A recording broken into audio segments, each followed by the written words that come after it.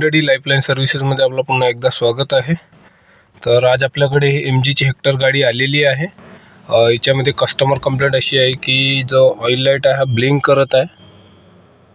तर हिला आज आपण सॉर्ट आउट करूया आणि आपण हिला कसं काय सॉर्ट करू, प्रॉब्लेम कुठे आहे मी सांगणार आहे तुम्हाला, तर बघत राहा व्हिडिओमध्ये।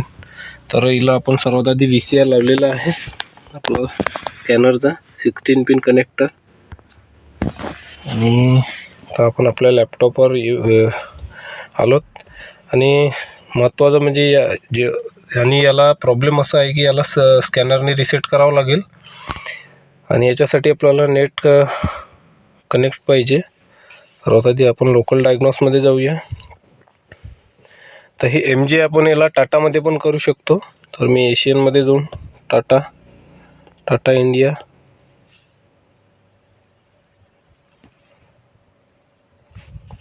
ओके, टाटा V15.41,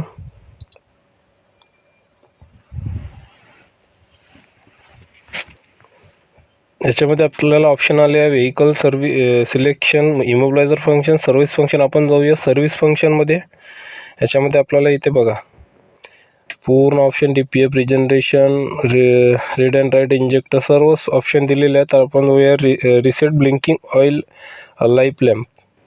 बघा इथे आपल्याला जायचं आहे हॅरियर न्यू सफारीमध्ये 2021 EMS। BS6 मध्ये न जाता आपल्याला BS4 मध्ये जायचं आहे। इथे आपल्याला इन्स्ट्रक्शन्स आलेले आहेत। The performance condition, please do not reset oil lamp, flash oil until blink, change oil, engine oil and oil filter, give power line after reset. Okay, reset routine successfully. आता आपण एकदा स्विच बंद करूया।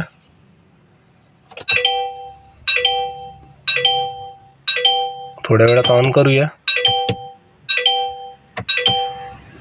तर या कीची, smart कीची जे sense आपला battery आहे लो झालेली आहे, त्याच्यामुळे हा असा प्रॉब्लेम येतो। आता ऑन केल्यानंतर हा लाईट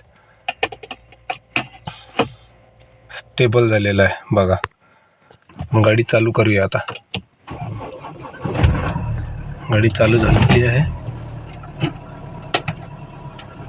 लाईट ब्लिंक बंद झालेला आहे। व्हिडिओ कसा वाटला मित्रांनो, लाईक करा, शेअर करा, कमेंट करा। धन्यवाद।